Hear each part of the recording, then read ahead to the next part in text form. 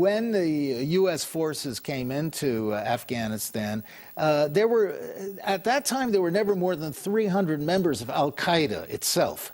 And then there were a small number of people who al-Qaeda was training, probably around 100. But almost all the rest of these thousands of so-called terrorists were freedom fighters, or they had been until 9/11, and they were being trained by al-Qaeda and other groups to go and fight the communist Central Asian republics like Uzbekistan, Tajikistan, Kazakhstan.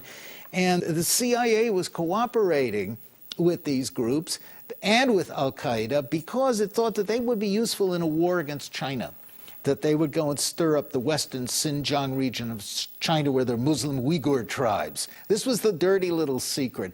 But when the U.S. came in, they said, oh, they're all terrorist training camps. Well, I'm sorry, the largest number of people there were Kashmiris who were being trained by Pakistani intelligence with full American knowledge to go and fight in Kashmir against India. So are you suggesting, though, that since 2001, when Washington aligned with Pakistan to try and deal with first the Taliban and then al-Qaeda, that throughout that whole period of time since then, that they have been unable to crack the Pakistani intelligence service, that it still operates apart from the coalition between the Pakistani government, first with Musharraf and now with the new leadership, and Washington? Well, yes, because first of all, the intelligence is part of the Pakistani armed forces, and the army is the real government of Pakistan. It's like Voltaire said about Prussia. It's an army disguised as a state, and the army runs everything, and it's very hard to penetrate the army.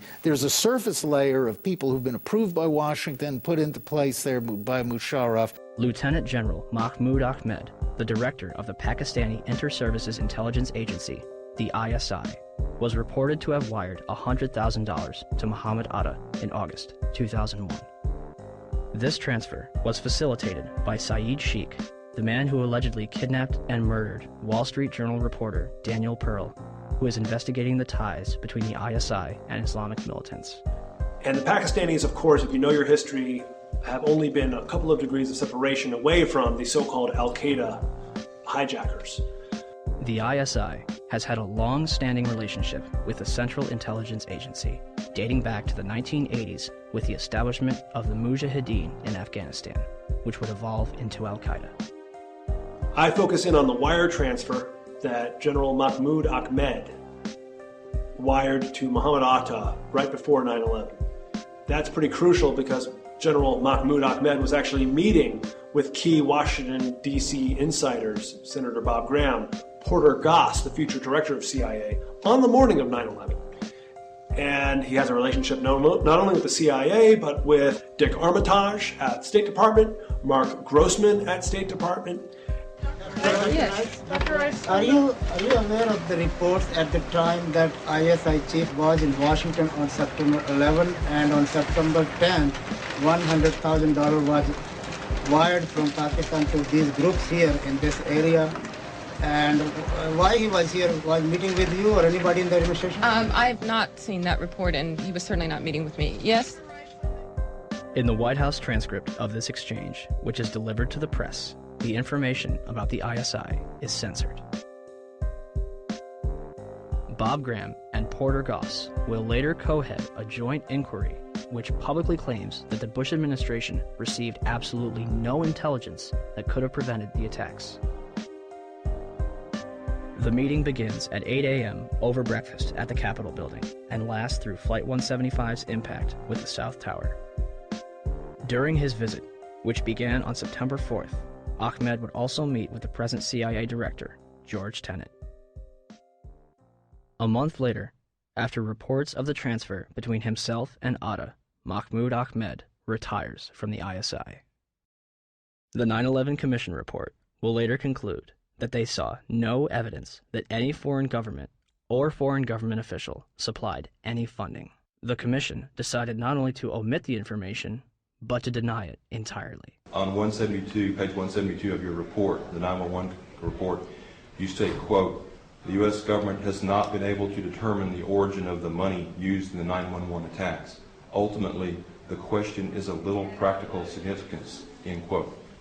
How can you state that the question of who bankrolled the deaths of 3,000 American people on September 11th is, quote, of little practical significance? Because it costs so little money. That's the awful thing about it. It costs less than $500,000. That's why it was so hard to trace. We were able to find pieces of the $500,000, but it came in very small pieces.